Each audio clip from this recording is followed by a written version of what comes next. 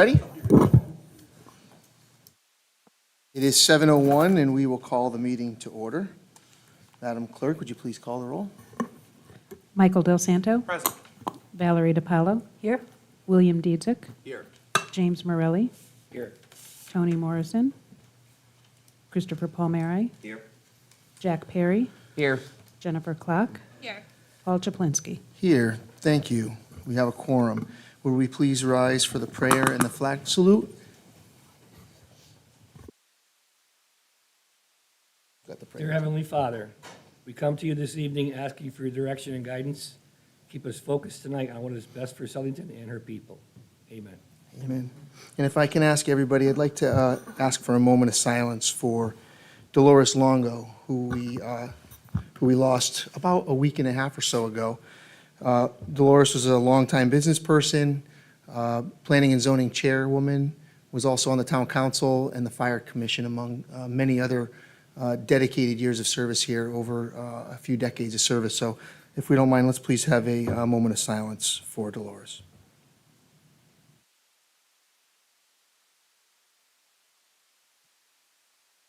Thank you.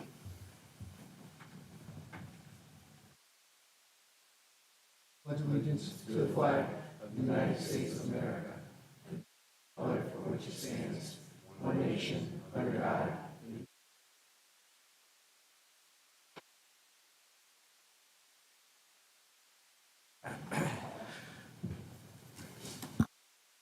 Okay, we need a motion for the meeting minutes from our last meeting. I'll make a motion to approve the minutes from our last meeting. Second. Second, that's all, just for notation, it's for Monday, November 27th. Any discussion on that? Mr. Chair, I'd like to abstain. Okay. Any others? I'll abstain. Thank you, Val. Okay, any other discussions? All in favor? Aye. Any opposed? Motion carries, I believe, 601. Sorry, 602 abstentions. Okay, councilperson communications. Mike? Mike? Anybody want to bail Mike out while he's coughing? No councilperson communications? Chris? I gotta find my notes. That's- Okay. Do you want Jack's got his hand up. We'll let Jack go first, if that's okay. Oh, yeah. Thank you. So I was in contact with the Southington Fire Department, and this year I'm not doing the Santa event on the town green that I've been doing the last couple of years. This year, the Southington Fire Department is going to be doing that this Saturday between 9 a.m. and 2 p.m. It's a toy drive as well to benefit Southington Community Services. So if we could submit this flyer into our record, hopefully everyone can make it out there. It benefits Southington Community Services. And that is all I have. Thank you, Councilman Perry. And not sure if the camera is working today, but if the camera is working, you zoom right in on Councilman Perry over there. He has a wonderful Christmas Cats, Yes. Yeah. very wonderful holiday Cats jacket. I can only pull it off this time of year, so. Thank you for doing that. Okay, thank you, Jack. Councilman Palmieri. I have a couple. First of all, just because the timing of the festival, and I know we'll be giving a report probably in January, but I met with Dave LaPrey today, just to get a preliminary look at how we did with the festival this past fall. So it's looking pretty good. We're still finalizing some of the financial, some of the figures, both expenses and revenue. And we have a meeting on Wednesday, so hopefully we'll have a full report to give to the council in our January meeting. I have an update from STEPS again. This one, I'm hoping we see a change in the community. STEPS is working in partnership with the Southington Police Department and Demas, and they have a tobacco enforcement program. Now, the reason this is in effect is because we've been receiving complaints that youth are accessing vaping-type products from some of our local vendors. So as a result, an enforcement program compliance checks were completed today. Unfortunately, 3 out of the 7 associations failed. So there will be a press release tomorrow with some of that information. There are fines to those businesses as well. But again, I'm just hoping that we can turn this around moving forward and keep those products out of the hands of our youth. Just came from the Green. I'll let you talk a little bit more about that, Paul. But I also just want to give a shout out to all the people that organized and made enhancements to our green lighting, which was held a couple weeks ago. But a special thanks to Dawn Maselli for all her work organizing and revitalizing some of the event on the green. And then finally, just a shout out to Ethan Flood, who had his Eagle Scout celebration yesterday for building a pit at Strong Elementary School. I know Paul and I were trying to make it there. Unfortunately, we couldn't make it, and the chair is going to try to recognize all Eagle Scouts at a future meeting. But just a shout out to Ethan Flood for completing his project and his ceremony yesterday. Thank you, Councilman Palmieri. Anybody else? Mr. Chair? Thank you. So I just want to give a brief update on the bus route that is going to be coming through Southington. The Connecticut Transit, they were hoping to begin this bus route that was going through, coming to Stop and Shop. You know, the town manager and I were on that when they were checking out the routes. So it looks like the start of the service has been delayed a bit. They're hoping to get it started in the winter. I'm hoping for January. And Connecticut Transit, once they do establish the start date, they will start putting information like on their website, their social media, and onboard notices. So they'll put some good information out there.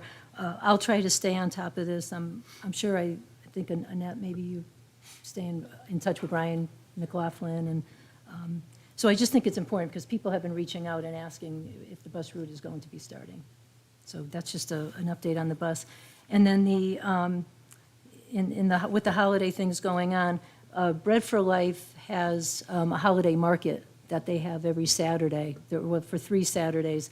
So from 11:30 to 1 p.m., the last one will be this Saturday. And they have their honey company, the Southington Honey Company, the Southington Bread Company, and then some different things that are there that if you need some stocking stuffers or things like that. So it furthers the Bread for Life mission. So if you want to do that on Saturday, just a shout out for that. Thank you. Thank you, Councilwoman DiPaolo. Anybody else? Mr. Chair? Yes. Yes, just to echo some of the sentiments already discussed. First and foremost, Mrs. Longo was one of my first mentors in politics. Back in 2001, when I first became involved, I was first elected as a Planning and Zoning Commissioner. And I learned so much from her. She really cared about Southington. She was a great business person. Interestingly enough, my mom was a hairdresser by trade and worked for Mrs. Longo, like back in the 70s, before I was even born. So she gave my mom a job. And then 25 years later, I worked with her on planning and zoning, and she really loved Southington, and she was just such a great person. And I know she was so sick the last few years, and I wish nothing but the best for her family, and she'll be missed. Mrs. Longo will be missed. And then the other thing I wanted to say, Chris mentioned it, we had so much fun lighting the town green this year. A bunch of us were there. The rain, of course, kind of ruined the night a little, but Dawn Maselli, she killed it. You know, you put the ball in her hands and she runs and scores a touchdown every single time. It was a great event, lots of people, you know, maybe a couple hundred people that showed up. Santa Claus was there, we ran the train, Coach Corp was there, lighting fires and roasting marshmallows, and the police department and fire department. It was just a great event. So more to follow on that. I'm sure next year it'll be even bigger and better, and hopefully we'll have better weather. But that's all I have for tonight. Thank you. Anybody else?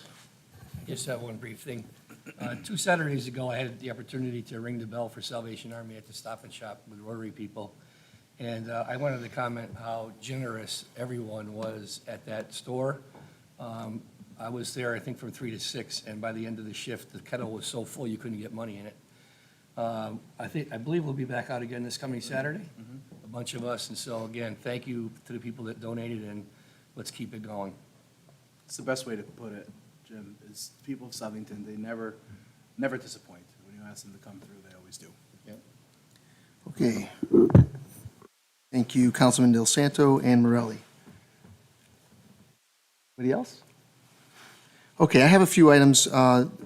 I wanted to touch on December 15th. The town council does have between 9 and 7 for bell ringing at Stop and Shop, so come down and see us and help the Salvation Army if you can this Saturday. Thanks, Mike, for the kind words, the personal words about Dolores. I think it's really nice that you were able to share the experience. I wanted to also touch about Chris, Mike, and I were down at the Town Green. In the past week, the Jewish community led by Alexandra Anderson and also the local rabbis and other Jewish community members pulled off our first menorah lighting here in Southington on the Town Green, which was really nice to see. It was a little cold out today, but a nice attendance for the first time. And thank you to everybody who put that together and also who came out and participated. On the Christmas festival, I also wanted to just add, of course, thank you, Dawn Maselli, as always, for all of your hard work. And I know behind the scenes, Joe is also supporting.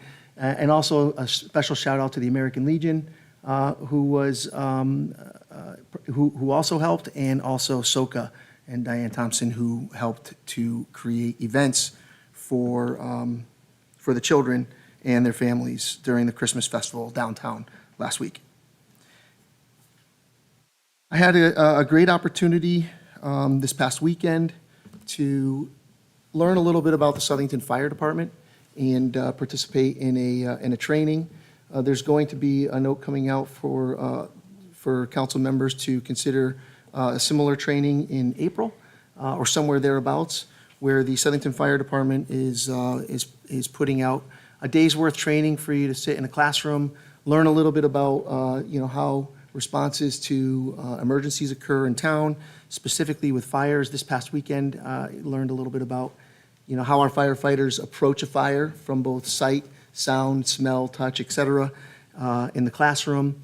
A little bit about how fires act when they're in there with different states of oxygen and lack of oxygen, and water and lack of water.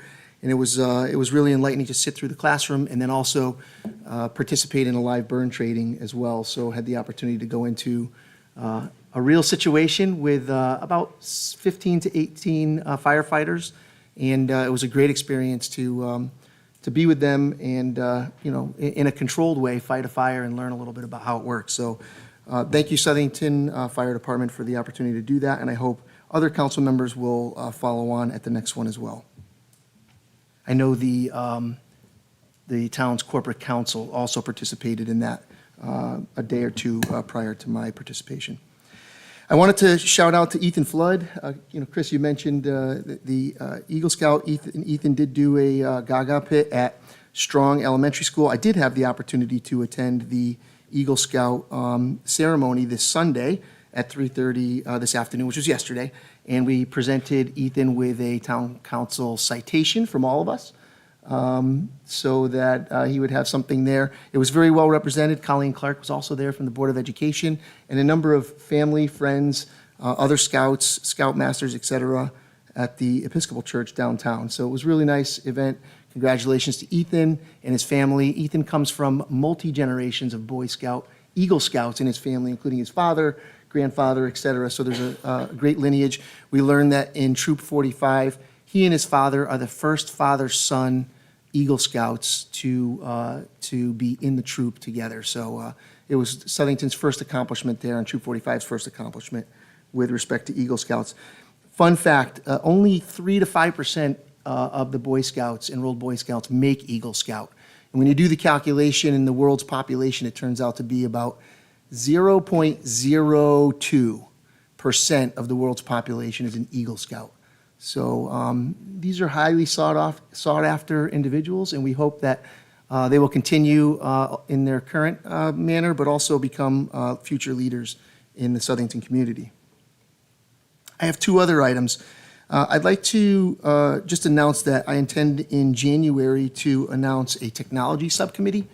We'll put together a small subcommittee to look at technology across all functions of our activities in town government, and also in the boards and commissions to look at, where is technology being used. We are grateful that we were able to get our Chromebooks up and running and using technology here on the council floor. So everybody has Chromebooks, and we're trying to eliminate personal electronic devices to do that. Hopefully, we can use technology to our advantage and look for areas that can bring us enhanced abilities to do things, efficiencies, customer service, make lives easier for our staff and for the boards and commissions. Hopefully, we'll announce that in January, who's going to be on the ad hoc subcommittee. And we'll charge the subcommittee with looking for and recommending to council some areas of improvement for technology that we might be able to invest in the future. And the last thing is, I had an opportunity to attend, and I think we reported out at the last town council meeting, the Board of Finance meeting, the most recent Board of Finance meeting, where we also confirmed at the town council that our budget so far is running favorably, give or take roughly about $1 million to the plus. That leads us to what we believe is going to be a good fiscal year this year. Of course, knock on wood, you never know what's going to happen with winter season and snow plowing, et cetera. But given that, we've also been getting, especially town councilors and police commissioners, and in the news, I think everybody is seeing that the Southington Police Department is in kind of a new era when it comes to crime, automobile crime, and other crimes. And that new era is upon us thanks to an investment that Southington has made in flock cameras, and then also, some of the neighboring communities as well. That's providing an opportunity for us to stem the tide of crime in Southington, but it's also providing opportunities for our police department to be at the point of sometimes where crimes are being committed earlier than they were prior to the technology that we invested in. So I had a discussion with Chairman Leary about the health of the budget this year. I had a discussion with Jim Morelli, also spoke to Chris. And Jim and I spoke to the town manager, and what we asked the police department to do through the police commission is we asked the chief to put together a list of A priority and B priority one-time investments that these license plate readers might be creating the need for more safety investments.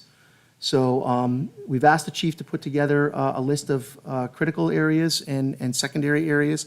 In addition, we went to the fire department and spoke to the chief as well. Jim and I had the discussion there. And we asked them to put together a list there, knowing that, the focus is on the PD. We were going to open up and talk to Chairman Leary about how we might finance this. We also wanted to ensure that our fire department had the opportunity to also comment about critical safety areas. So more to come on that. My expectation is that there will be some review within their departments. They will send some recommendations to their commissions, and the hope is that the town council will have an opportunity to review that and comment on that before sending to Board of Finance to determine if and what level of investment may be available to us here in the short term. Okay. Mr. Chair, can I just ask a question on that? Absolutely. So do you know has the chief spoken with any of the surrounding towns that are the same thing is happening with the flax system? I know that, and I'll let the town manager comment as well. I know that in my discussion with the chief, he has talked about the flock system with surrounding towns. A lot of the discussion is obviously confidential with respect to how they keep the team safe, but also how they attack crime, how are they using the technologies. Not everybody has the technology yet, but also, how to look forward and see if we can continue to expand the technologies to the neighboring communities and beyond. And so, yeah, I know that they are sharing information and on a regular basis. And, I'm hopeful that during the process of they're looking at what investment they may need, one-time investment they may need, they'll be looking at the best practices and coming back to us with those. So, Yeah. I mean, it's good that if the chiefs are kind of talking together, and if he's coming up with some critical areas, that could be good. Anything else on that, Mr. Town Manager, that you No, want? I expect the commission will start discussing it at their meeting on Thursday. Of course, this is an executive session matter because it's all safety and security. It'll come to me, and then, of course, my first step would be discuss it with the Board of Finance, and then, of course, this board after that. Thank you. Very good. Okay, any other council person communications? My apologies for the 6 bullet points. We'll move on to the item 4, reports of special committees, self-insurance. Jack, I think you're giving the update today, right? Yes, thank you, Thank Mr. Chair.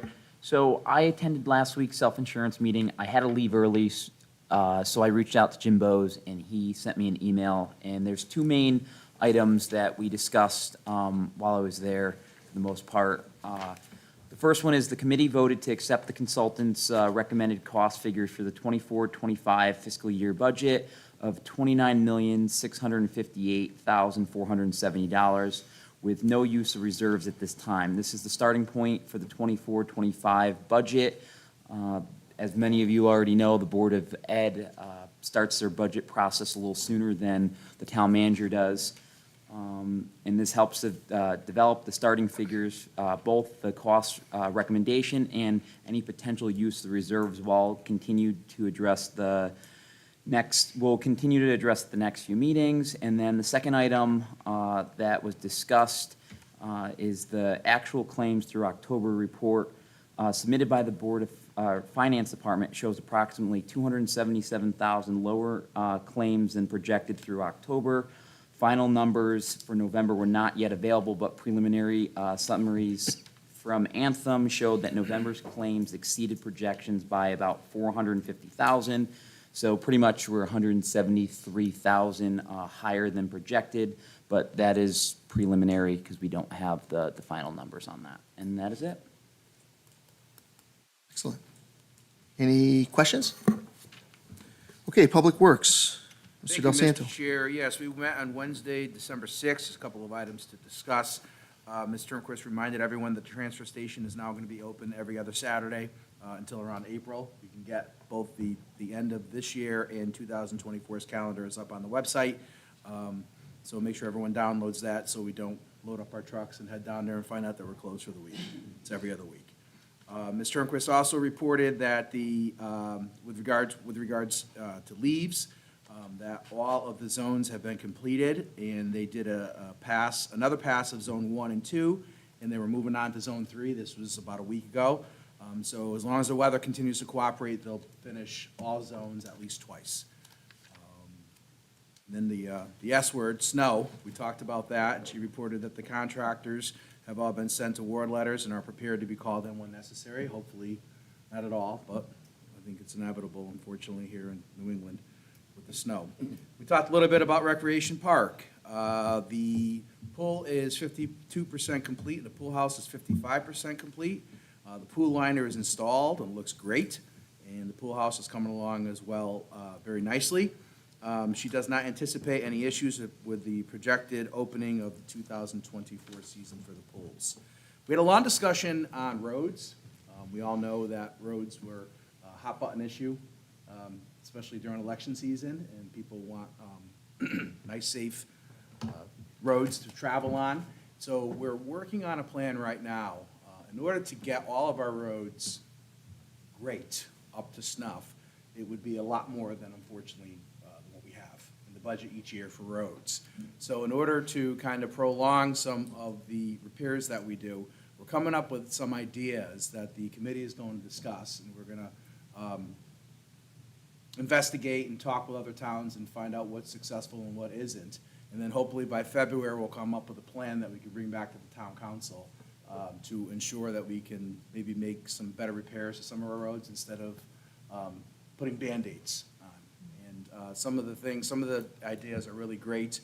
We're all investigating, looking on YouTube and finding out all these new processes. And Ms. Turnquist is talking with other towns that have some similar ideas, some of the roads that they do. So we're hoping by our February meeting, we should have an idea of what we intend to do a little bit better a job to get the best bang for our buck for road repairs. With regards to the trail, Aircraft Road to the Plainville line, Mr. Grappone mentioned that the Department of Transportation is now going to take over the process to add that part of the trail, the original route, which is going to go by Yard Metals. So the DOT is going to be negotiating with Yard Metals, and they want to ensure that this is the path that we want to take. So the committee gave back a favorable review that the DOT will take those discussions over. And once they begin, they want to ensure that Southington is going to be behind them 100%. I know we've talked about this a couple of different times. There were a couple of different options. And the big problem is part of the trail is the railroad is still being used in Plainville. So we can't take over that part of the railroad. And we got a nice report from Mr. Pooler, who resides in Plainville. And he was telling us how the trains are operational and they're working all the time. I know I used to drop my son off at baseball practice out in Plainville, and there was a train sitting there running, ready to be used. They use it every day still. So we couldn't use that part of the trail because the railroad is still in use. So I think we have the original plan was to traverse through some sidewalks near Yard Metal, so the DOT is going to be working with Yard Metals to make sure that happens. We talked about Plainville safety improvements. As all of us can see, they're working on downtown Planceville. It's coming along. And once again, if the weather cooperates, they're going to continue working. But as soon as it starts snowing, they'll kind of shut down for the winter months and pick right back up in the spring. And it's anticipated that the estimated project completion date is September 2nd, 2024. Once again, that's all depends on the weather. We get lots of rain, we get lots of snow this winter, that may prolong it just a little, so fingers crossed there.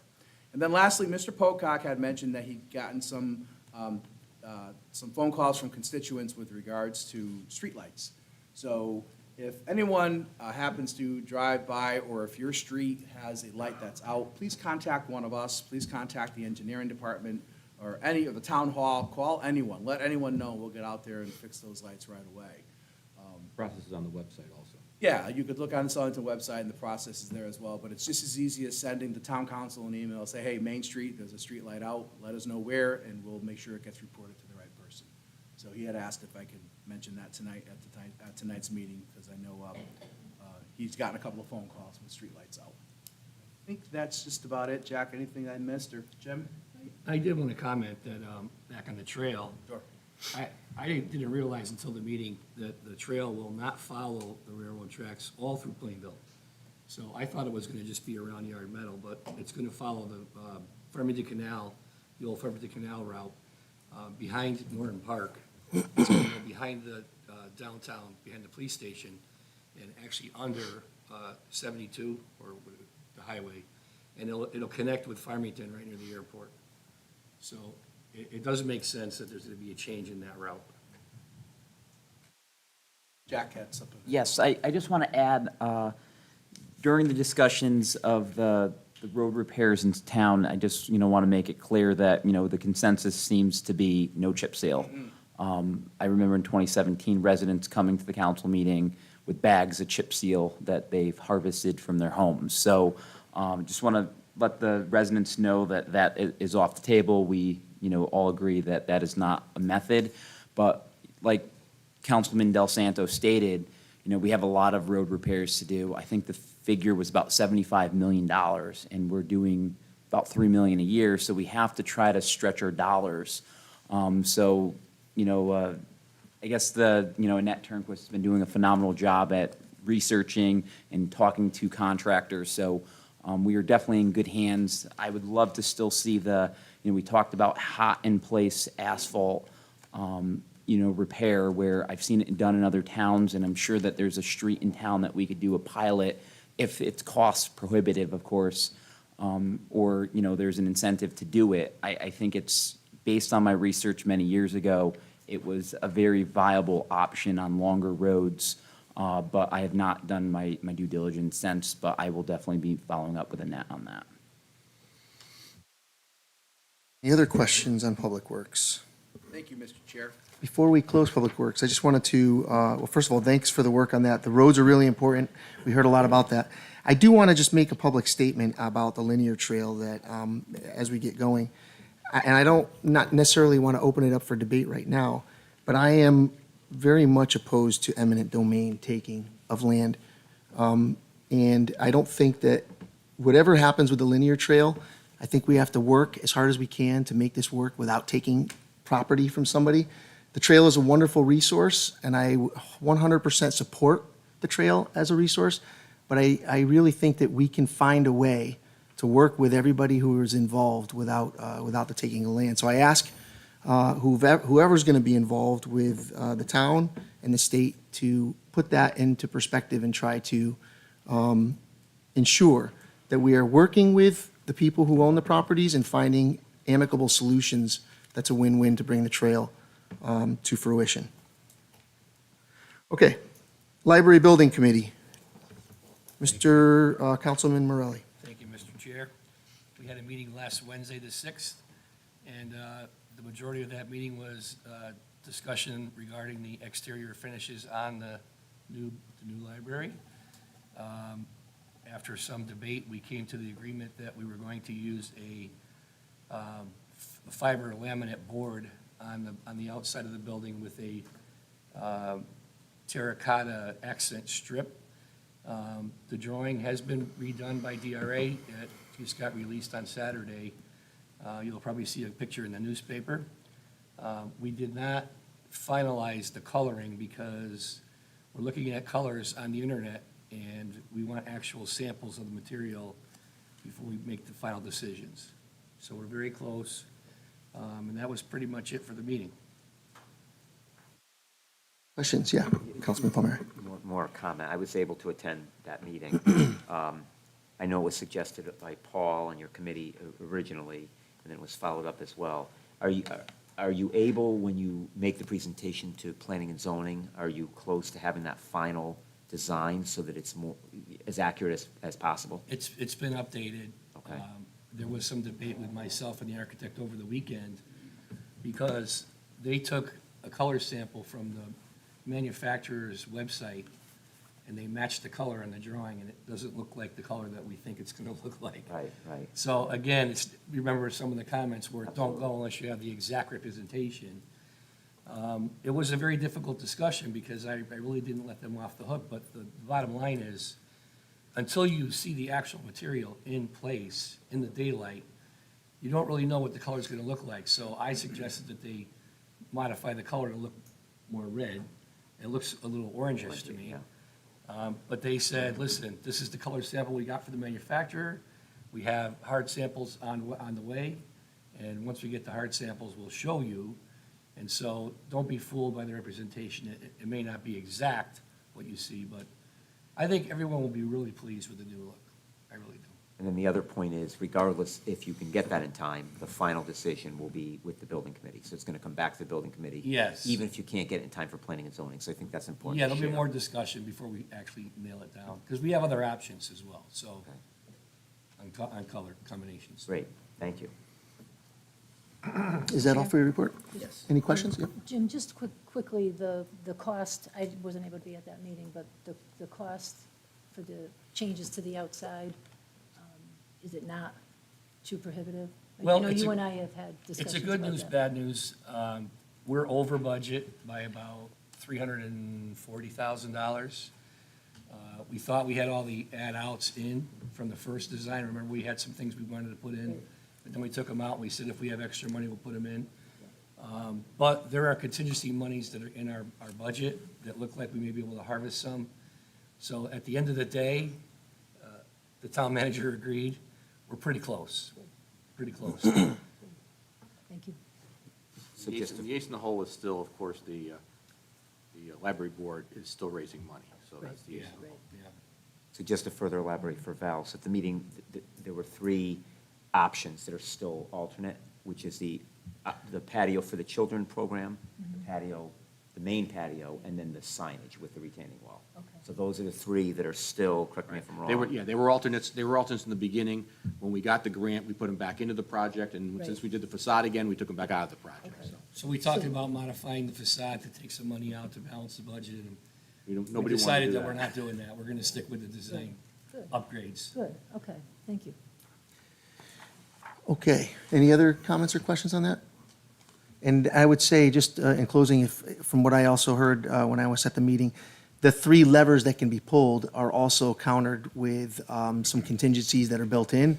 So as we progress through the process, we may be able to release some of the contingency for some of those levers that maybe right now are left out. We may be able to add them back in once we get a comfort level that, we're going to track to where we need to track. Okay. Thank you, Jim. Now we're moving on to item D, open space. Councilperson Clark. Yes, I'm happy to report. I chaired my first open space meeting. We kept it light, and we will basically reviewed what will continue to be the focus, as is the focus of open space, farming, parcel maintenance, land acquisition, and special projects. And then we talked about some of those special projects that, Chair, you had a great deal of work put into, and we want to continue some of those. The scavenger hunt using the fishing globes, talked about installation of birdhouses on the open space parcels. We talked about continuing the open space historical tour, so hoping for a spring date on that. And the Curtis Open Space Storyboard Plaque is going into production, and so we're hoping for a spring reveal. So that's exciting. And we also talked about the community gardens, which are going to be thriving. The Pleasant View prep work has started. The leaf mulch is being hauled into, spread about over a half an acre. And Mark Ramsey on the LEAF program is tilling a layer of leaves to amend the soil over the winter. And so that's a continuing project that we'll work on. And then we talked about possibly having the next meeting at the LEAF. So it was a great meeting. Excellent. Any questions? Okay, thank you, Jen. Moving on to item 5, Town Manager's Report on Communications. Mr. Palmieri is going more. Oh, my apologies. The, Item E, yeah, the roof. Yeah. Thanks, and Chris. And I apologize, I misspoke at the last meeting. We weren't looking at bids for the architect. We already have the architect. The architectural firm is Hibbert and Rosa Architects. So we had a Southington High School roof replacement building committee meeting on Monday, November 27th. The purpose of the meeting was to review the bid openings from November 17th, and this is for the partial roof replacement on Southington High School. So I'm pleased to announce that Silktown Roofing was the low bidder. And the great news is they are the company that's responsible for the roof that was already repaired at Southington High School. So there's continuity with the design work there. So that is on for action later in the agenda. The even better part is it's significantly under budget from what was originally planned for the roof replacement. Chris, can you, what's the amount again? It's later on in the budget. Later on, you have, under action, you'll have a document that shows all that. Yep. And I can tell you, but it's up to you. that's fine. We'll do it at the more formal time. Okay. Thanks, Chris. Any questions on item E? Okay, moving on to the Town Manager's Report and Communications. Item A, new bidding system update. Well, we start with a couple of thank yous before Annette gets up there. The first one is I want to thank the Public Works Division. You mentioned the town green. Also, I wanted to mention the fact that they, not only did the town green, they also did the green in Plantsville Center. Both those look fantastic. And when I mentioned that, I'm going to mention that many of you know this gentleman who used to do all that. He retired on December 1st, Bill Hansen. I'm not sure if you got a chance to work with Bill, but he was a pleasure. I believe 27 years he worked for the town of Southington, and his last day was on December 1st. And I know that he was the lifeblood of the two greens when he set them up. So Bill will be missed. For those of you who knew him, if you didn't know him, he was a pleasure to work with. So thank you to Bill, and thank you for the Public Works Division for doing both the greens. And one other thank you to the Public Works Division for LEAF program. I believe we completed that. If not, we're going to complete it this week. Each of the zones got 2 passes. And I want to thank the citizens, because this was a record low phone calls I received this year on leaves. If I can count on one hand how many phone calls I received from the residents. So whatever we did, it worked out well. I know the weather helped us out a lot, but usually I get a couple of dozen calls by the residents. This year, less than 5. So congratulations to our residents, and congratulations to the Public Works Division. And speaking of that, our Public Works Director is here to talk about the bidding process. Mrs. Sternquist. Mark, do you have to press something up there so it shows up on the screen?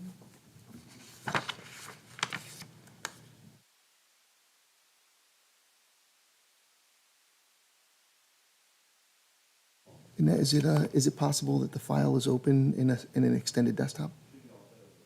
And Jay set it up before he left. Uh, It's just not did- displaying up there. Did you click the PowerPoint button? Yeah, Can you see the file on your computer? I can. Is it-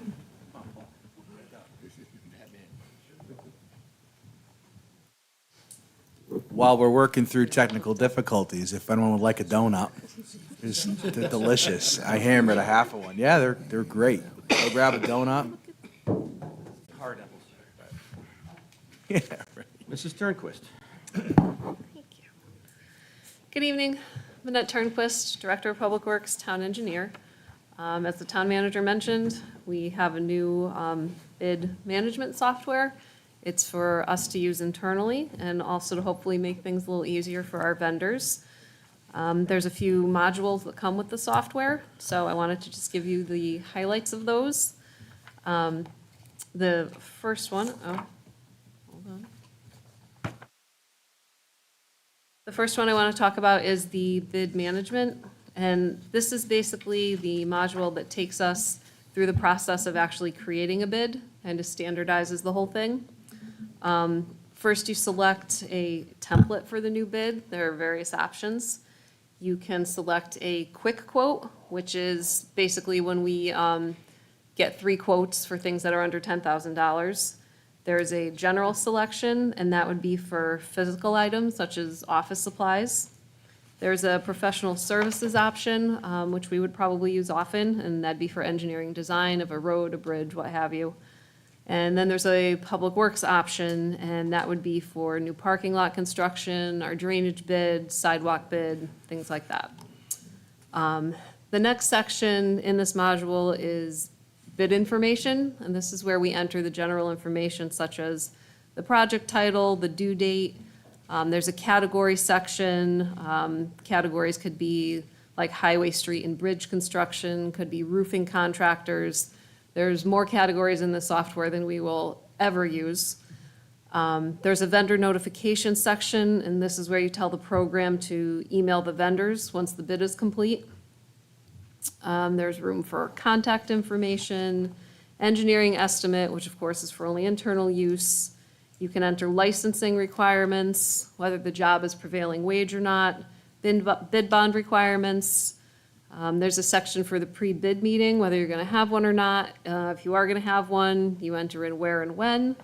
And then, of course, there's a question and answer section. If we're going to have that, then you have a due date for the questions and who they contact with questions. And finally, your scope of services goes into this section. Next is a part where you enter the line items. And basically, when you go to this section, kind of a spreadsheet pops up, and you enter the description for each item with the quantity. The unit prices will get filled in later by the vendors, by the bidders. It's the same format we've always used, it's just electronic. You can do different sections, which is useful, like if we have an alternate, you can have several alternates. And also, if you have an existing Excel file that you want to start with, you can actually import it, which would save a lot of time. And then there's another section we have to build for documents. We basically create a library of our standard documents, and then we can pull them in as necessary. Such documents would be the non-collusion affidavit, the insurance requirements, new vendor form, W-9, executive orders, anything standardized things we use in every bid. Go to the next slide. The next section I want to talk about, the next module is the vendor portal. There's a link on the town website. It's on the town manager's page. It's under bid invitations. And every vendor goes in and they do a new vendor registration where they enter company information. Once they register, they're allowed to view available bid opportunities and submit bids electronically. We're going to still accept bids on paper for a while. I think we decided on a year, just to give our vendors time to get up to speed with the process. The registration requires an email address, And that's so they'll receive notifications about new bids whenever we post them. In this module, the vendors can manage their contracts, any current contracts they have with the town. They can do things like add subcontractor information and various things like that. Another nice feature is there's an insurance section, so the vendors can upload their insurance certificates right there. And when that certificate is expiring, the vendor will actually get a notice, and then they can go in and upload a new one. So it saves us a lot of time having to keep track of that and notify them. That's a good feature, in my opinion. They can also view agency contracts, so vendors will be able to see all town contracts that we make public. And this is really key because I think it's gonna cut down on the inquiries that staff get and we have to respond to. For example, when we put out like a sidewalk bid or a drainage bid, we get countless phone calls saying, what was the previous contract? So basically, they can go in and look it up on their own. So that could potentially be a huge time-saving feature. Those are the two big modules, but I wanted to touch on few other features that it has.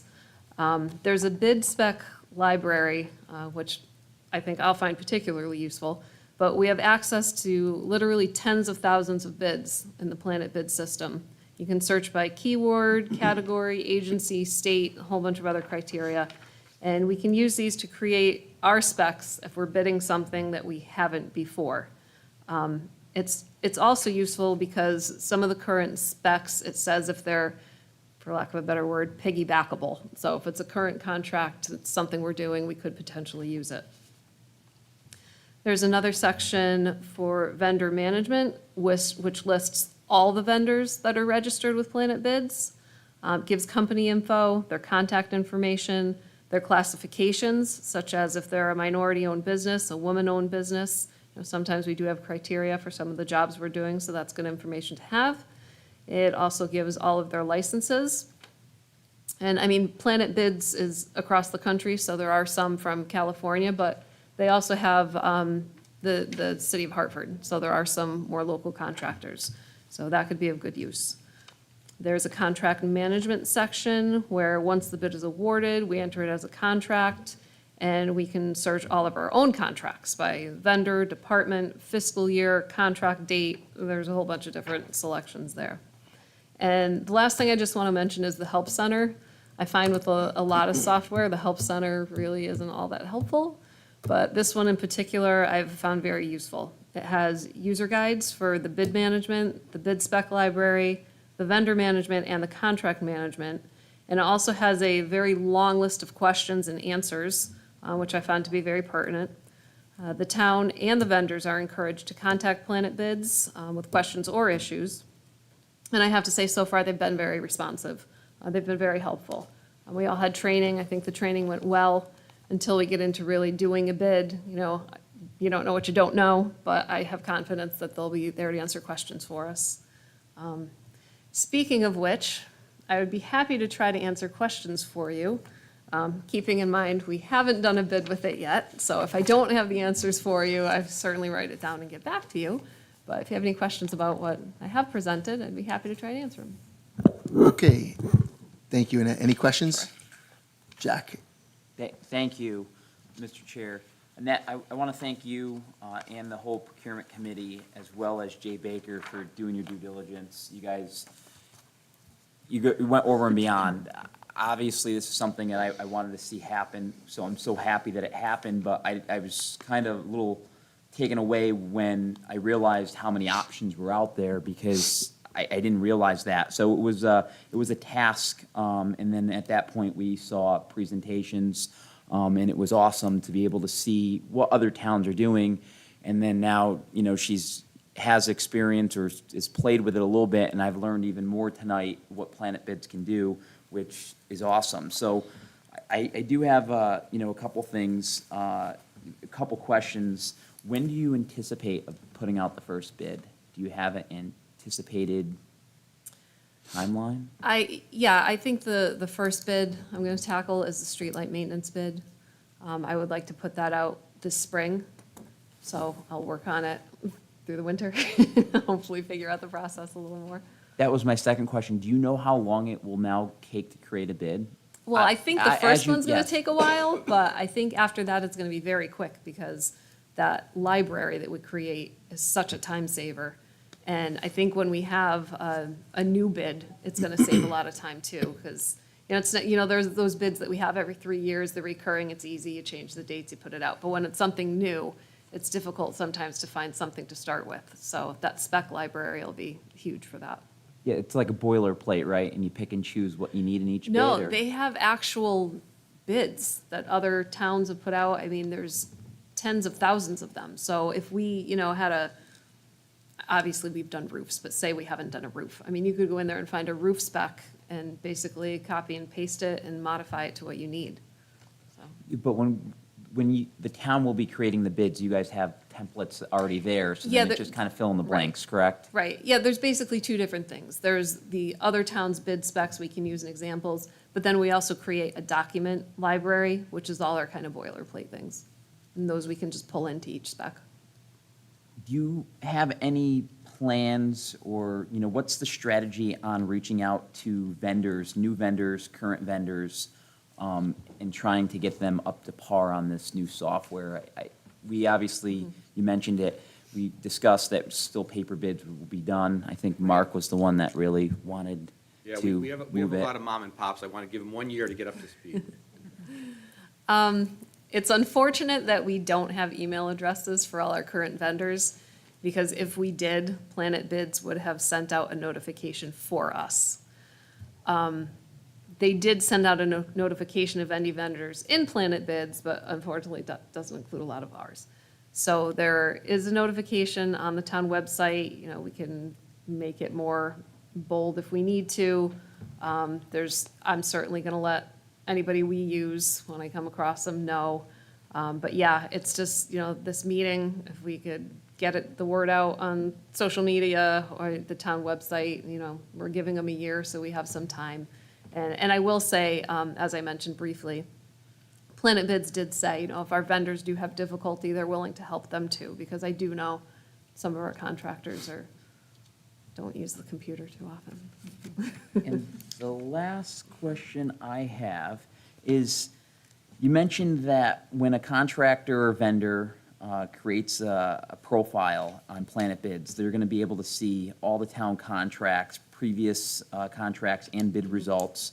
My question is that something that could be easily shared or grant access to the residents as well, so that, just like the GIS map, that anybody could go on there and see what contracts are in play, who's the current vendors and the bid results and such? I just think it would help with, you know, more open transparency, so that, again, when a resident wants to know the last time something went out to bid or who's got it, you know, I've heard a lot of, you know, at the doors, people assume that certain things aren't put out to bid, and that they're and I reassure them that it's not, and there's a process, but people don't know the FOIA process. So is there a way to easily grant access in not needing to create a profile? Or can a resident create a profile? Well, I think you do have to be registered in order to see that information, and it's up to us what we choose to make public or not. I don't know why we wouldn't make it public, but there's like, you know, a button you have to click. I think all that's required is really an email address. So I want to say a resident probably could create a profile, but I will check with Planet Bids, because you might have to select, you know, your business type. Is there an option for resident? I don't know. But I can look into that for you. Yeah, that'd be very interesting, even if they had to, you know, submit their email and they could select resident. It will allow you the knowledge of seeing how many residents are actually using it, if that's able to do that. But, Mr. Chair, you made a comment earlier in the meeting about technology being important, and I commend you for, you know, taking that charge to do a committee on that. And this obviously will show as well that, you know, some of the technology and the ways that we do things, we could change and be more efficient, and having emails going forward will definitely help you guys. So thank you. I appreciate all that you've done. Any other questions? Thank you, Jack. We have another question, Councilman Palmieri. Yeah, just to follow up, you touched on it a little bit, and Jack kind of touched on it a little bit too. Can you talk about efficiencies this will create moving forward, and maybe not the first year, because I know you said you're still keeping that paper process, but Right. moving forward, do you anticipate efficiencies within your department? And Definitely. process? I think the biggest one is, as I mentioned, we get countless phone calls when we put a bid out asking for the previous bid information. So for someone to be able to go in and just look that up, that will save hours. Yeah, I think that's definitely the biggest one. And the other thing is the process for the questions and answers. That's streamlined as well, because the questions get submitted through the system. When I respond to them, they go out to all the people who have registered. You know, instead of it coming in piecemeal and having to go in an email and make sure I include everybody, it's all in the system. So I think that'll be a big efficiency too. And then the other thing, which I was honestly surprised, I didn't even think would be a thing that would exist, but that spec library of being able to see tens of thousands of other specs, I mean, that's fantastic. And lastly, I think you touched on this too, as you move forward and you're with this new process, you are going to reach out. So for example, you're going out to bid for a particular project and the past bidders, you're going to reach out to them purposely? Oh, absolutely, yeah, Okay. yeah. Just to make sure they may not be familiar with the new process. And Yeah, and it's possible, you know, I may have email addresses for them, they're just not in our finance system, so we'll get them up to speed. We'll help them. Okay, great, thank you. Sure. Any other questions? Councilman Morelli? How does it integrate with Easy IQ? Are they bidders in that bid process? That is really separate, although I think there might be a way to integrate it, because when I mentioned that bids are labeled as piggybackable, there's also a cooperative thing you can check, so that's something I do want to look into. I think they might be able to be integrated. Okay, thank you. Sure. Yes, Councilwoman Clark. And then is there an FAQ, a frequently asked question by the vendor that they have for your vendors? Specifically for the vendors? Yeah. In the help center, there's a whole bunch of different sections, and there is a section geared towards the vendors. Perfect. Mm-hmm. Okay.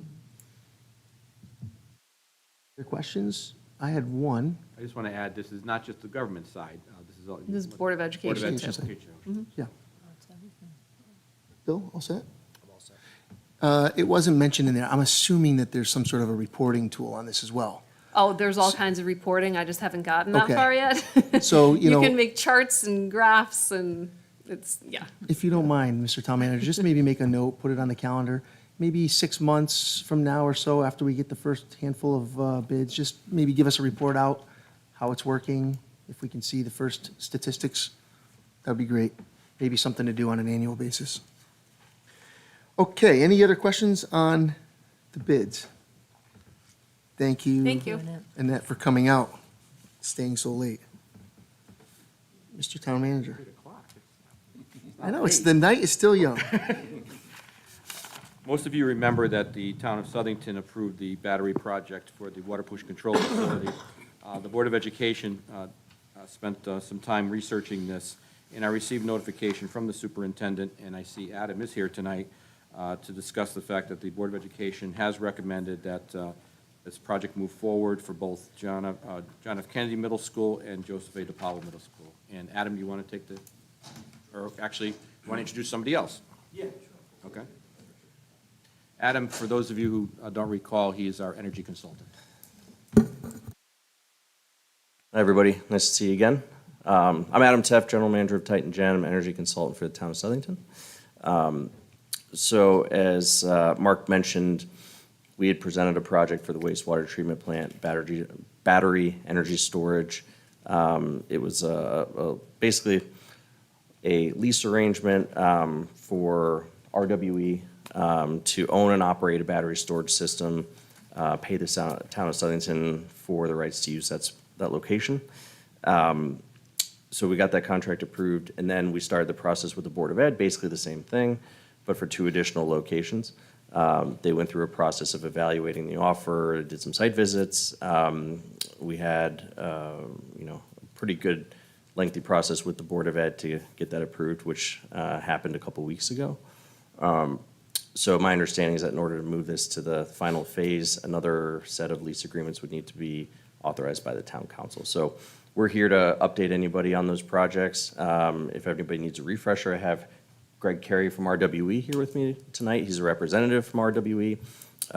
He could speak to the projects, but that's the purpose of our visit, to get this over the goal line for the Board of Ed with the town council. It's been so long, Adam, why don't you just give us a brief overview on exactly what it is and where they're going to be on the two sites? Yeah, absolutely.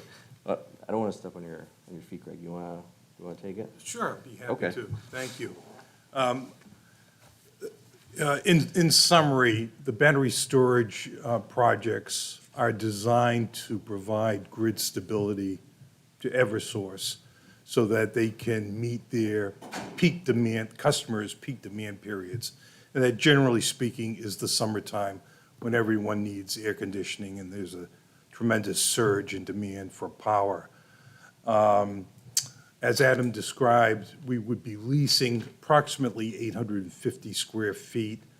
We've come up with a couple of preliminary layouts for the equipment to be stored at the edge of parking lots near where there's some existing equipment for the schools. We've told the board that if they would prefer alternate locations, we're happy to meet with them that they find suitable. We like to be located near electrical rooms and meters, electrical meters. It's basically a 10-year lease, as Adam described. The total payments for the two schools would be $50,000 a year. So for the 10-year commitment, it would be $500,000. There is one 10-year extension of the lease. It's a lease option, and those payments would continue for the 20-year term if that option is extended. There's no cost to the town whatsoever. We purchase the battery unit, we install it, operate it, and maintain it. So there is no cost to the town. So we think it's a win-win situation, and we're hoping that we can get approval and move these projects forward. Yes. Is that it for your presentation? Yeah. Okay, question, Bill. Who holds the option on the lease? The town, or is that the utility? No, it would be the developer, RWE Clean Energy. The way the program is set up through the Connecticut Green Bank, it's a 10-year program that they expect will be extended. So we could only have an initial term of 10 years with the hope that there'll be an extension.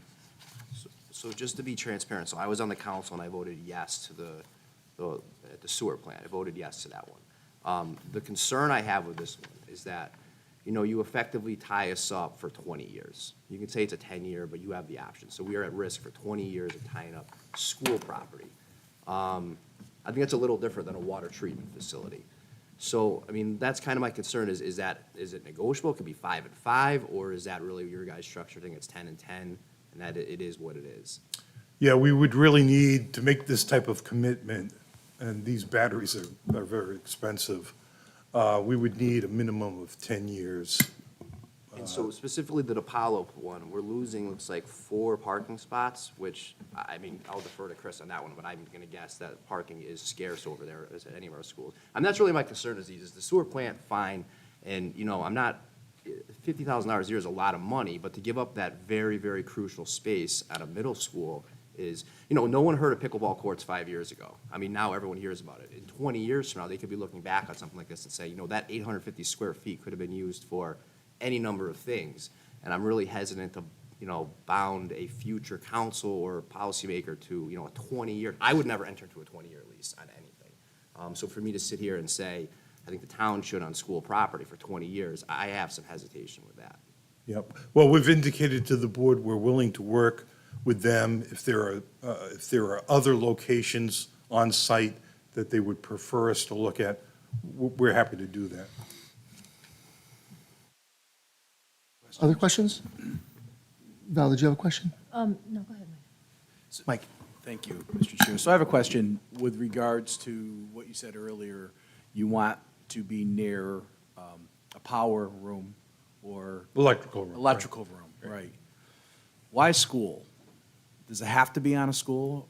You're looking for municipal property from the town of Southington, so I'm thinking. Well, we contacted Adam, and Adam recommended the schools. He thought there would be good locations for battery storage, as well as the treatment plant. Yeah, and part of it had to do with checking basically local space on the power grid, like where could we interconnect with the lowest possible cost and where could that power sent back to the grid be useful?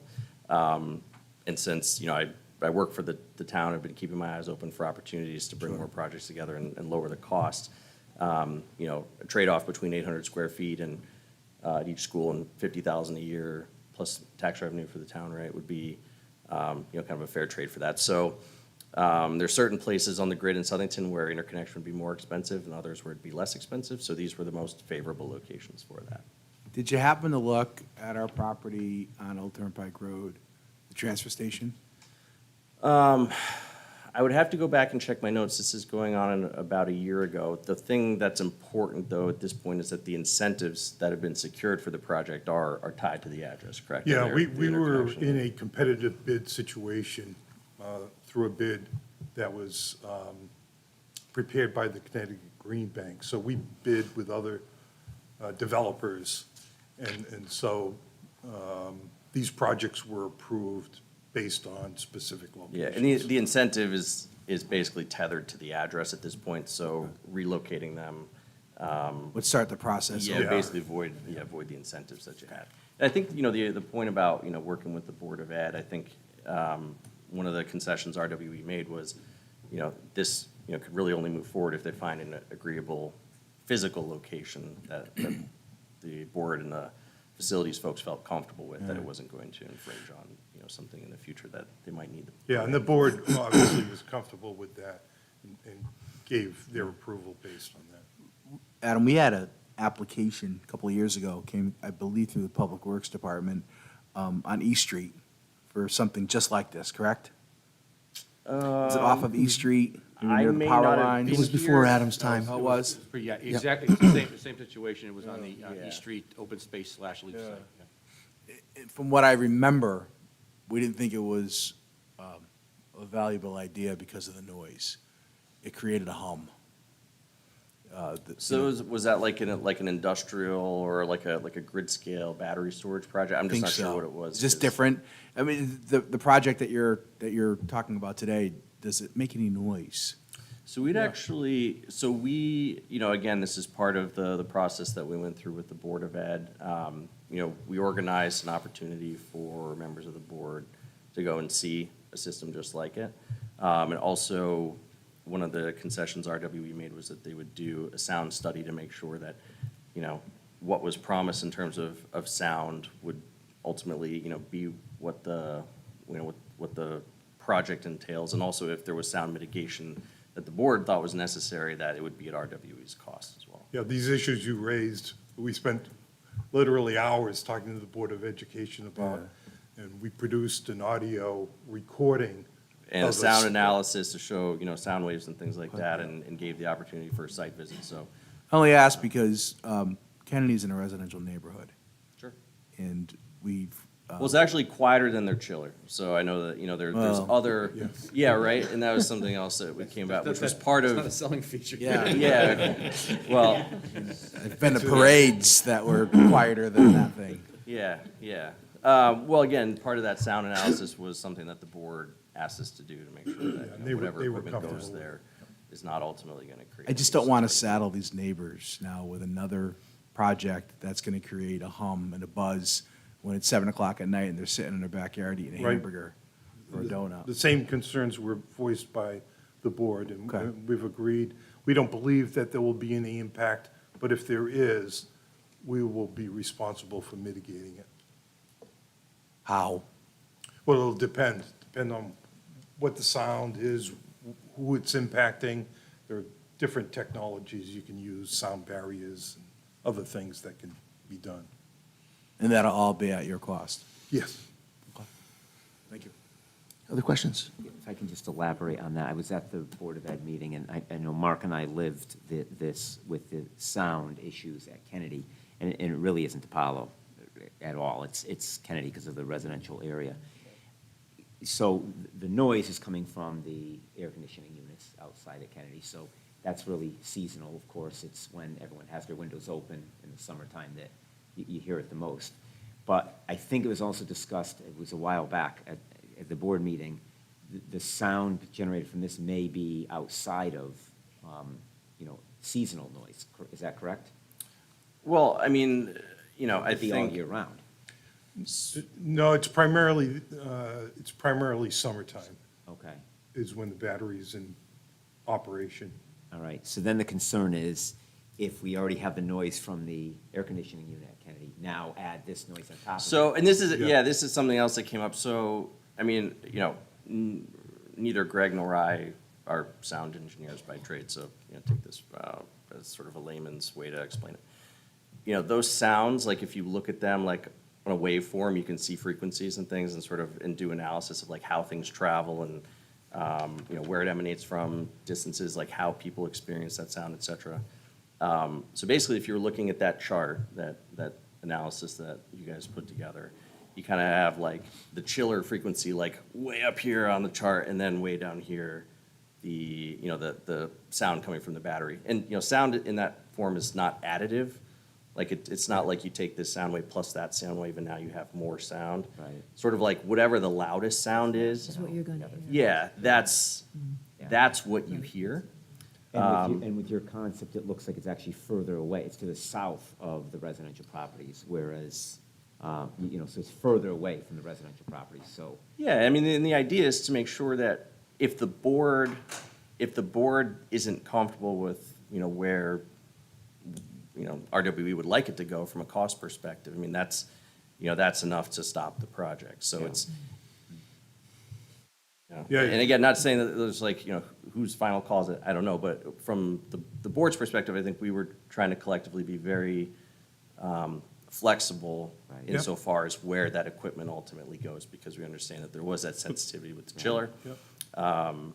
And, there are residential, there are homes in the area and stuff, so. Yeah, it was an important issue that the Right. board raised. Yeah, it definitely did not get glossed over. And then the other thing, just to follow up on Bill's questioning, it looks like, it's hard to see because it's zoomed in so much, but on Apollo, it looks like it's to the north of the existing air conditioning unit. To the east. No, it looks like it's to the north of it. I don't think I have an arrow. Because I was going to actually ask if it can go potentially to the east. Now, I know that's towards the property line, but behind there, because to Bill's point, on a day-to-day basis, yeah, it's not going to affect parking on a day-to-day. It's those sporting events, it's the school functions. Right.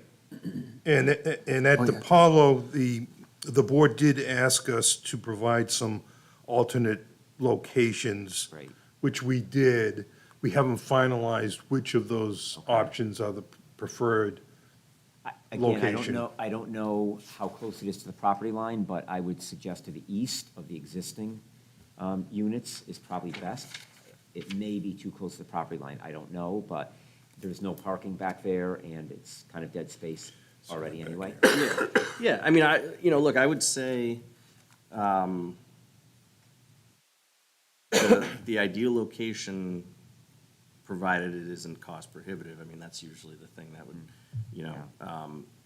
put something out of bounds, but if it's within the property line and it's, where folks want to see the equipment, I think we just need to make sure that the project can absorb, if there's a lot of extra costs associated with that, just making sure it can absorb that, but I think, everybody's on the same page that, they want the placement of the equipment to be a priority, that making sure that everybody agrees to it, and that's. So with that, and it's probably more a question for the manager, what does this mean for our approval tonight? If, to your point, you're still looking at final, I would approve it based upon the superintendent's word, which is exactly that. It sends it back to the Board of Education, simply saying that they have to finalize the rest of it, because they're talking about, Board of Education approves the moving forward with the concept, okay? So I assume the Board of Education, I wasn't at the meeting where they voted on this, but I assume the Board of Education wants us to approve it in concept, which means this on the site itself, and then the specifics are going to be between you and the Board of Education, which is how it should be, because the Board of Education That's my controls that understanding.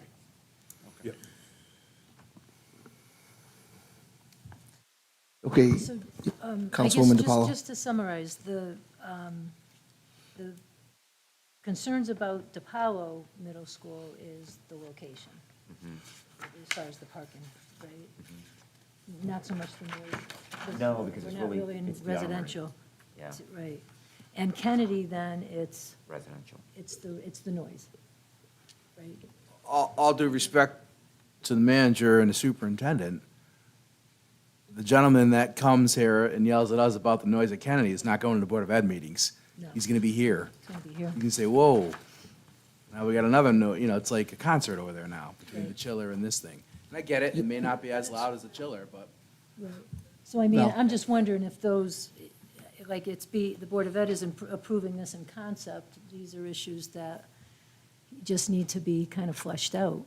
you Yeah, I mean, know? this- I mean, I know yeah. Bill had mentioned the term of the contract and all that. I Yeah, understand so that, the but- noise mitigation, the location of the equipment, all of those things were, basically, my read on it was, approval of the project pending the location, that everybody can agree to is ideal. Right. And, making sure that the requirements were on RWE contractually, if there was a sound issue, to take steps. Right, so that would have to be obviously in the contract if the Correct. noise, But remember, the funding goes directly to the Board of Education on this. This doesn't go through, this will go to the Board of Education. It may come through the Finance Department and then redistribute to the Board of Education, just like we do for any, when they lease their buildings, as you see, and a couple times a year, you'll see it in the Board of Finance minutes, that they'll come in quarterly and say, okay, we received all this money Right. for leasing, and then we turn it back over to them. So this will be distinctly with the Board of Education, but normally what Peter does and Steve do is they will turn the contract over to either their private or over to Alex's office. So it'll be reviewed by, it has to be reviewed by one of those two. The Board of Ed has their own attorneys, but sometimes they use Alex too, so. okay, All set, Val? yeah, thank you. Yep, Jack? Mr. Chair, thank you. So I want to first commend all the council members that spoke on this. It created a great dialogue. When I first read it in our packet, it didn't seem too alarming, but after hearing a lot of the concerns, it created a lot more questions for me. So if you guys could just bear with me on some of these questions that I have. You guys mentioned that there's some tax revenues for the town. Do you know what the value of these units are? roughly? Roughly, they're about $1 million. And then what's the life With the expectancy? price going up. Yeah. With inflation. What's the life expectancy of these units? About 20 years. Now, Councilman Dezak mentioned, obviously 20 years is a long time, and we don't know what we're going to need space for. Is it something that RWE may entertain on in the event during the renewal process if the town wants them relocated? Is that an option? I would say that would be a very expensive proposition, but if the town was willing to pay for it, we certainly would consider it. And then, not to beat up the sound again, but the Palo is over near the Southern Animal Control. And when you guys were talking about sounds and different frequencies and such, it reminded me of a dog whistle. Is there any studies that have been done that show that this doesn't impact our little fur babies at home? Because again, we don't want our dogs going crazy in your house if it's No. giving off a frequency that drives No, them it's crazy. it's really a low frequency, and it's not a pitch, it's more of a hum. So I don't believe that there would be any impacts at all. But to answer your question, we haven't done studies on it. no. Okay. And the last thing is just safety. Me being in the waste management, we come across lithium batteries all the time, and unfortunately, they cause fires, big fires. So obviously, I just want to make sure that, when you guys go through the process, the fire department's part of this. Oh, absolutely. To make sure, because again, our kids are at these We met- sites, so. Again, all of these issues you raise, Perfect. the Board of Education has raised all of them, and we've spent quite a bit of time. I met with the fire chief and the building inspector. Our senior director of health and safety was at that meeting, and presented a fire safety plan, and talked a little bit about the operation of the batteries. And the chief wrote a nice letter to us, basically approving what we had proposed. So he's comfortable. That's all I have. Thank you, Mr. Chair. Okay, Councilman Perry. Anybody else? Yep, Councilperson Clark. Was there discussion on insurance and who carries it, and if it affects the municipality's GL or umbrella insurance to have one of these on site? All I can tell you, no, we didn't get into a detailed discussion of insurance. I can tell you within the contract, there are insurance provisions we're required to meet to cover the equipment that we're installing. But I didn't have a conversation about the town's insurance. Okay. It was more of what are our liabilities, what are our responsibility in terms of providing the town with insurance binders that they need for protection. So, yeah, I think that, We did that with water pollution control. Remember, we already approved one of these for water pollution control, so we've already talked to them about the hydrogen fuel cell that's down there, we talked to them about the battery down there. Not to say that we're a massive municipality, but these don't register a blip on our insurance, so. But they're required, just like the person with the hydrogen fuel cell, they're required to carry their own insurance, which includes their own personal property insurance plus liability insurance. Yeah, so any owner of a renewable energy or otherwise energy asset, so, you know, the host of 20-year, you know, solar deals that are on the roofs of the school, it's all the same thing. You know, the owner of the equipment's required to carry a certain amount of insurance, which is specified in the contract. Any other questions? I know you're tied to the site. Did you happen to look at the existing solar area where we have a solar grid tap into at South End School? Where the school is there, there's a large solar farm. Did you look into that area? So, you know, when I did an analysis of which sites had the best interconnection, I came up with JFK and DePaulo. I can't recall exactly what may or may not have gotten in the way for any of the elementary schools. I know there's some ground-mounted solar there. But, you know, effectively, the incentives are locked at the locations that, you know, we applied for. I don't know, Greg, if you can speak to the status of the program now as far as, you know, future years and future applications and stuff like that, but. No, I can tell you after they awarded the initial bids, there was a second round of bidding that I believe started earlier this year in January of '23. But I don't know where they stand, whether they're at And the capacity. incentives are declining per year, correct? So Right. we got in on year one where the incentives were the strongest. I believe there will probably be a third round eventually, but with tapered values on the incentives per, so that would just. Yeah, I don't know what the status of the current round is right now, and if there are still opportunities or not. Great, thank you. Any other questions? Okay, thank you, gentlemen, Thank for you the very much. presentation. Appreciate your time. Appreciate it. Okay, Mr. Town Manager, if that's it on item B. Okay, item C, Mr. Chair. It's unfortunately that time again, revaluation. Every 5 years statutorily, we have to do revaluation in Southington. Grand List 2025, the work will start beginning this spring. You see a memo from Director Babin. We had a bid opening, and I believe for the first time, my chair was there for the bid opening, if I recall for this. So anyway, you'll see a memo for her. She's recommending to you Municipal Valuation Services LLC out of Fairfield, Connecticut for $557,000. Those of you who've been on the council for a while know that I try to put money aside each year and carry it over. In this particular case, we have $402,000 already in the bank for this particular one, so she'll be putting in her budget $180,000 to cover this. Happy to answer any questions that you have on that. And no, I cannot postpone revaluation. Any questions? Mark, is there, just for clarification, is there any contingency on the 557? Or is that a firm number? Yeah, but in the bid itself, it has elements of, if there's things like they go to court for us, et cetera, so we're still in there. Okay, thank you. Any other questions? Okay, if that's it, Mr. Town Manager, we'll move to the Town Attorney's report. Mr. Chair, I'm happy to report I have nothing to report to the council or public tonight. Thank you. Mark, did you, just before we continue, did you want to say anything about executive session? Yes, we will be having an executive session tonight. One piece of property we're going to be discussing, which is on the western end of town, and we also have a personal matter, both of which will not have any kind of action outside of executive session. Okay, thank you. And thank you, Attorney Martaccio, for the extensive Town Attorney's report. Okay, We'll now move into public communications. Anybody from the public who would like to speak? Anybody from the public? You can come on up to the podium. You have to come to the podium, I'm sorry. That's okay. Thank you. Date behind us is wrong. It's not November. Thank you. Looking forward to Thanksgiving.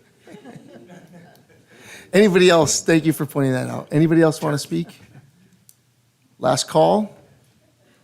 Okay, we'll close public communications. Item 8, old business, action A, action on BOE battery projects. Mr. Chair, Looking for a motion. I don't want to be the wet blanket, but I just don't, I don't think this is a good idea. I'm just concerned about the noise. That's my biggest thing is the noise, and I think there are better places in town for this to go, and I think the transfer station, highway department area would be perfect. So with that, I'm going to make a motion to deny or send back an unfavorable recommendation. How would I do it, Mark? What would the motion deny. be? say? You're gonna deny. Motion, yeah, motion to deny. Second. Okay, Bill second, open for discussion. Mike, are you concerned on you're on both of them with the noise? I mean, that's why I was asking Well, as far my as. paramount concern, Val, is I don't think the schools are the best place for this. Right. You know, and I agree with Councilman Palmieri, and when there's play, when there's an event in the auditorium, you can't find a parking space. Granted, you know, the Calendar House is across the street, but Kennedy especially, there's no place to park. You know, so 4 spaces is 4 spaces, but the noise really bothers me, and I have a hard time with, I used to live in that neighborhood. I lived on Buckland Street for a few years, and it's great having a school right there because you can use the fields, you can, you know, use the property, but it's not fair to those folks to hear anything but nature. You know, when school's out, it's, you know, the middle of July, and now we're adding another possible noise pollution item. And, you know, I really feel for the neighbors in that area, and that gentleman that came to us a couple of Right, times. right. And I went down and listened to that, and that's not fun No. to listen No, to. I guess I guess I'm just wondering, because I tend to agree with that. The Kennedy, I think the noise is an issue. I'm just wondering if we need to split this up a bit. Like, does it make more sense to have it at DePalo? Is that a better site? I understand the parking. Yeah. I'm unsure if it's a situation. package deal, but maybe we You should. would, Yeah, well, is it- you can would we have to send it separate back it? to the Board of Education if that's the case, because I wouldn't put my opinion to the Board of Education. Sure. They may look at this as a package deal, so Okay. it's up to the Board of Education if they wish to come back. You would, if this goes through, you would deny it, but I would put on the record here that whether you'd entertain on the other school. Right. Because Or an that- alternate site Or an altogether. alter, well, that's what I Well, was they going to wouldn't say, have- or they an would have- alternate no, site. Well, they wouldn't, it'd have to be a Oh, school they site. wouldn't, yeah. It'd have to be a school site, That's that'd be right. included. Right, right. Oh, that's true. Yeah. Right. And they would have to start over again, right? If they need to look at alternate sites, the whole, It sounds like it. It sounds like it's locked in for these 2 properties. right. But my question to you is that if you do wish to put on the record that you'd be open to DePalo, then it can go, motion to deny, but you'd be open to DePalo, because this was given to you as a package. The motion's a package. Right. And I'm, obviously, if it's something that they can do based upon their current request for permitting, then they could work with the Board of Education on that. Can I ask a question, Mr. Chair? Yes, please. Just real quick, are we on a stringent timeline here? Yeah, I think a motion to table if you wish, that's fine There we too. go. I mean, Before you- I'm sure there's more discussion, but maybe, you know, if we have to, we can also table this and kind of let the Board of Ed kind of toss around a few other ideas. Like I said, I don't Where want to did- be the wet Excuse me, blanket. where, did the Board of Ed members go to a site to listen? Apparently, they had a recording of the The noise. recording. They did, I could say don't that No. the Board of Education spent months reviewing this, so I don't know what they did, but this was not something they did in one meeting. To their defense, they spent a lot of time with this, and Chris goes to every meeting, so he could probably concur with that, but. And- Just another logistical question. Okay. because Val, you all set? I'm all set. Okay. I know we were talking about the solar farm at South End, but isn't the actual solar panels on the town property in the park? TOS, yeah, it's Town Center. Okay. That's Recreation Park. Right, because I know it's in the school vicinity, but I think, okay. That's all, I just wanted to clarify that, because that would put it back on town property. Jack? Yeah, thank you, Mr. Chair. So I would have to agree with everyone's concerns, a lot of questions. I would obviously support a table if we make that motion, not to deny. I think denying it kind of may set the wrong tone. We're trying to, look at innovative ways and be green, but at the same time, there's a lot of concerns, that we've had on this dais, so I think a table would be ideal. Anybody else have comments? Jim? I think that both of those school sites are very, very tight. And I think that you also have young children there. And I just think that schools is not the place to put this. And I do think that there are a lot of other opportunities in town where it could go and fit nicely. So to jam this in the schools, I think just doesn't make sense. Unfortunately, I like the project. I think it's great. I just don't think that those two schools are, I think they're bad choices for the project. If you move them out of the parking lot of Apollo, you move them into that back field, they already don't have fields to play soccer or football. I mean, it's not takes that up big, that it's only 800 square feet, but now you're just taking away 800 square feet of play area. So again, I just don't think that schools is the right place for this project. That's my personal opinion. Okay, let's keep the discussion going. Bill? Yeah, I mean, again, I'm just gonna go back to my original position, is that, you're making a generational conveyance of that land, basically. We're gonna call it a lease, but it's not a lease. We give control to another entity for 20 years. We can't even foresee what would happen in the next decade with that property. We might have some great idea that we can't even think of, and we're up against an Eversource lease. They're not gonna negotiate with us. They just said that, anything we wanted to move, they would move at the town's cost. It'd be expensive. I don't like that on dirt that's valuable, like school property. So, I mean, I'll vote yes to a table, but for those reasons, I won't consider a 20-year lease on our schools. I want to make sure that we continue the discussion on this, so before we call a roll, I will give you an option to make a table, so if it's okay, let's just keep the discussion going, and then I'll look for anybody who wants a table before we call the roll, okay? Val? Well, just if we table it, then what happens? Where does this go? My suggestion would be is that I would contact the superintendent tomorrow and tell him that the concerns that the council has, and then that he and his board would then take up the issue whether they wish to continue it or not. Anybody else want to comment?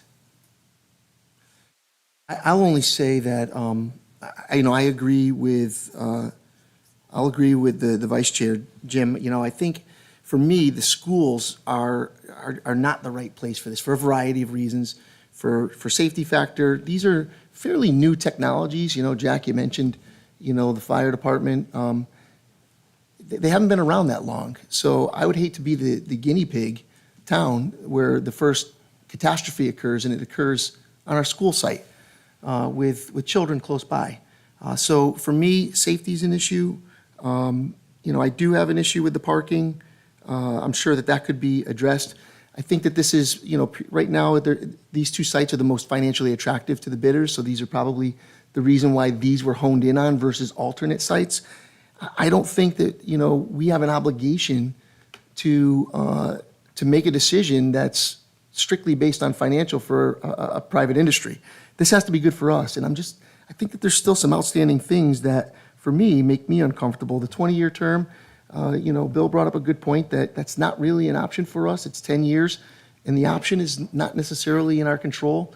For those reasons, I would have some concern. I, of course, will enter a motion, and I of course, will support a motion to table, but me personally, I would inform the Board of Education if it's tabled that I'm really not interested in the two school sites. I would prefer a more holistic discussion where in town maybe there's industrial sites or other sites that might be more fruitful for this. So, Motion to table. so with that, I'll accept the motion to table. I'll second. A second. Okay, with that, Madam Chair, can we please call the roll? Del Santo, Yes. DiPaolo, Yes. Dedzek, Yes, the table. Morelli, Yes. Palmieri, Yes. Perry, Yes, the table. Clock, Yes. Chaplinsky. Yes, motion to table passes 8-0, and great discussion. I appreciate the collaboration, everybody. I think this was a really good discussion. Thank you, sir, for coming out and presentation, and let's keep talking. Yep.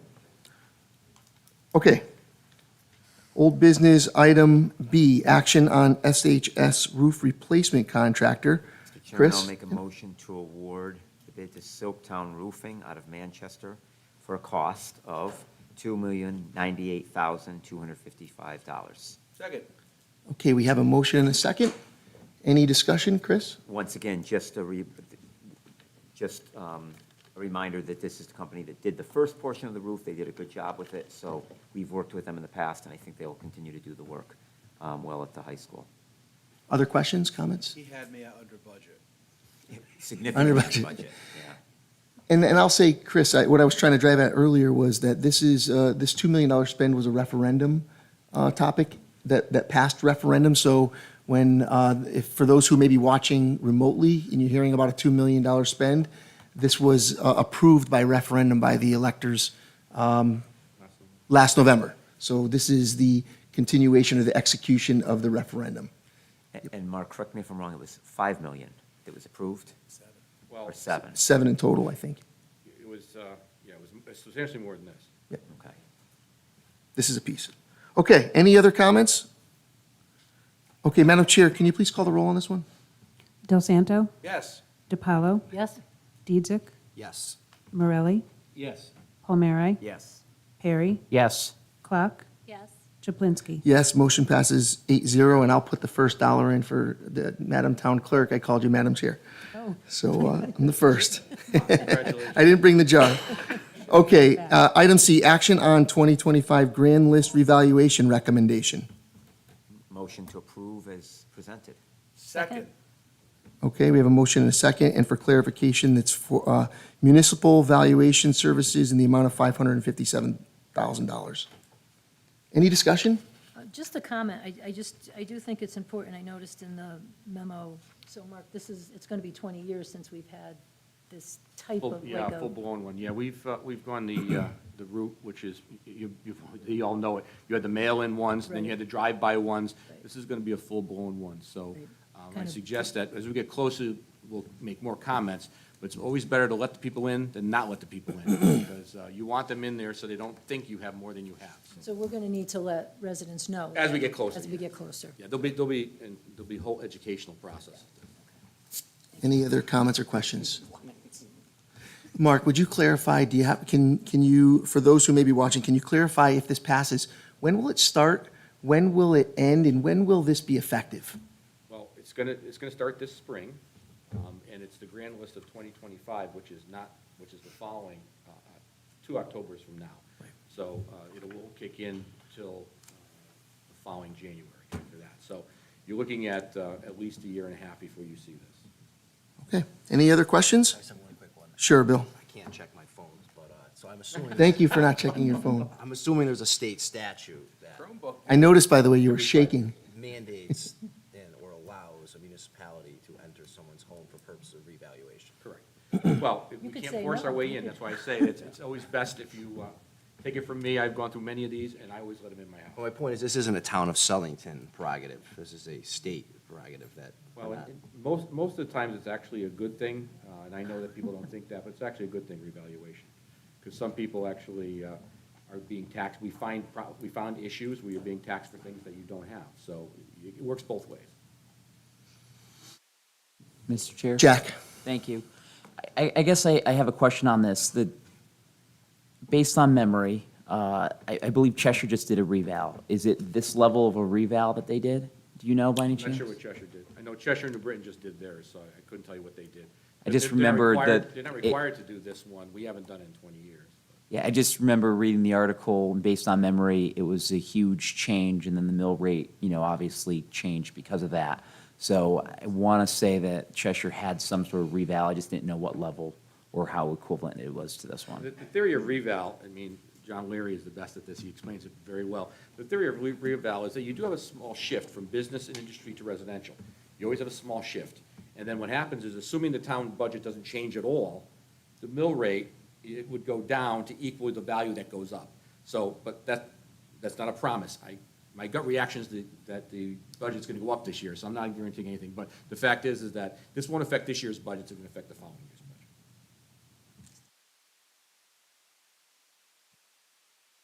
budget. Okay. Anybody else? Okay, so we already have a motion and a second on this, right? Madam Chair, can you please call the roll? Del Santo, Madam Clerk, I was gonna let it go, that's twice. That's $10. I'm sorry. That's a yes I'm for sorry, me, Kathy. Madam Clerk. I'm working on it, Madam Clerk. Del Santo, That's still yes, Madam Clerk. DiPaolo, Yes? Dietzick, Yes. Morelli, Yes. Palmieri. Yes. Perry, Yes. Clock, Yes. Chaplinsky. Yes, motion passes 8-0. Thank you, Madam Clerk. Okay, we're moving into item number 9A, tax refunds. Mr. Chair, I make a motion to approve the tax refunds that are presented in our packets. Second. We have a motion by Councilman Perry, second by Councilman Dietzick. Any questions? Tax refunds? All in favor? Aye. Any opposed? Motion passes 8-0. Appointments, Ordinance Review Committee, one member, 2-year term expiring October 2025. Mr. Chair, this is your appointment, but as discussed, I'd like to just table it. Okay, Second. we have a motion, a second to table. All in favor? Aye. Any opposed? Motion passes 8-0. Motion to adjourn. We're moving To into, executive session, barring the press and the public, but including the, For the first part, which is the real estate part, it's going to be the manager and the public works director. And for the second part, personnel, it's just going to be the manager and the council. what he said. okay, we have a motion to move into executive session, second by the vice chair.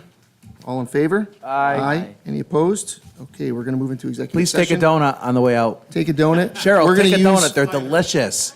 We're going to use. No, no diets. Mike, It's Monday. We're going to use this room for executive session, so if everybody can grab a donut and then head out, we'll start that in a minute or two. Take care of Bye, Lou.